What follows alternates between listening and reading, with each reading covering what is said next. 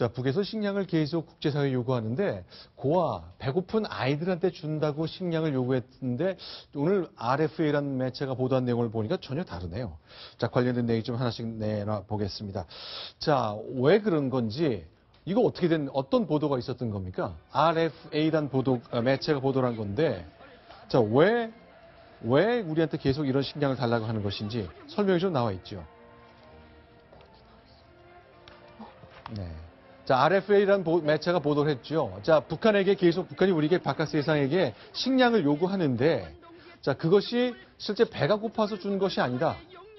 주민들은 스스로 경제활동을 해서 네. 장마당에서 식량을 사 먹는 지가 오래다. 그리고 요즘 세월에 배고른다는 거는 북한에서도 있을 수 없는 일이다. 이런 내용들이 북한 내부에서 지금 나오고 있다. 그러면서 자유아시아 방송에서 그런 내용, 식생활의 질을 높이기 위해서 오히려 노력을 하고 있는 상황이다.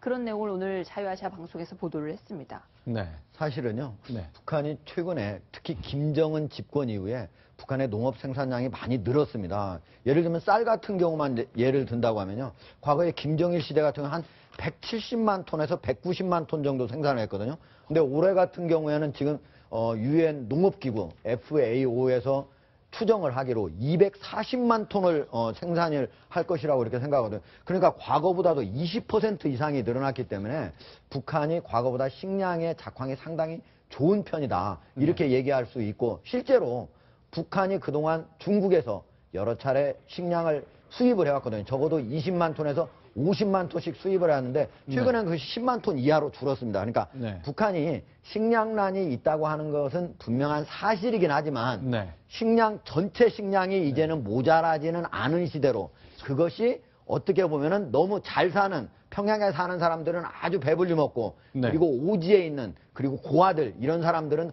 골코 하는 그렇게 좀 서로 격차가 생기는 시대로 접어들었다. 이렇게 봐야 할 겁니다. 실제로 김정은도 이제 뭐 이런 것 밀가루 분유를 지원해달라고 얘기하는 과정에 그런 것이 이제 외국인 관광을 위한 고급 식재료로 쓰인다.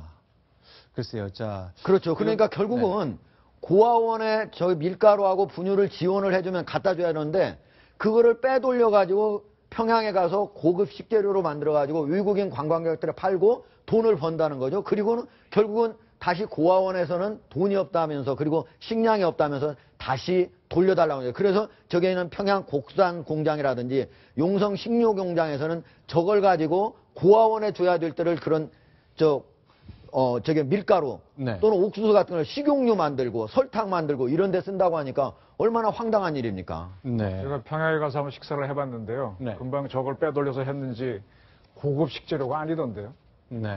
고급이 아닙니다. 평양 가서 호텔에 드시는 분들은 진짜 고급 식재료 갖고 음식 만든다고 생각하면 착각일 겁니다. 네, 뭐 시대에 따라서 여러 가지 여건이 좋을 때와 나쁠 때가 구분이 되겠습니다만 저기서 말하는 고급은 북한에서 말할 북한의 기준으로 볼 때 그런 얘기지. 우리 한국에서 본다면 전혀 고급이 안 되죠. 자, 일단 이렇게 이제 수해 이후에 북한에게 쌀을 지원할지 말지와 관련해서 다양한 보도가 이어지고 있거든요. 자, 이제 다양한 이슈가 있습니다만 북한 관련해서 어떤 결정을 내야 할지는 뭐 여러 가지 정치적 논의가 되어야 될 것 같습니다. 일단 우리 정부는 주지 않는 것으로 가닥을 잡은 상태입니다. 이번에 10번째 소식 넘어가겠습니다. 손희보입니다.